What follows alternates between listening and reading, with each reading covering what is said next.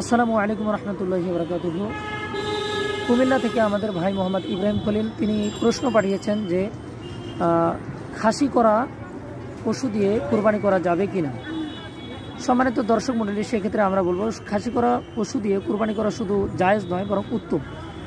যেমনটা হযরতে জাবির ইবনে আব্দুল্লাহ রাদিয়াল্লাহু তাআলা আনহু থেকে বর্ণিত, তিনি বলেন নবীজি সাল্লাল্লাহু আলাইহি ওয়াসাল্লাম কুরবানির দিন দুই শিংওয়ালা সাদা কালো রঙওয়ালা খাসি করা পশু দ্বারা তিনি কুরবানি করেছেন। যেমনটা আবু দাউদ শরীফের মধ্যে এসেছে 2795 নম্বর হাদিস, অর্থাৎ 2795 নম্বর হাদিস, এবং এটি সহিহ হাদিস। সুতরাং বোঝা গেল যে খাসি করা পশু দ্বারা কুরবানি করা যাবে। যেমন ছাগল হতে পারে, সেটা হতে পারে গরু।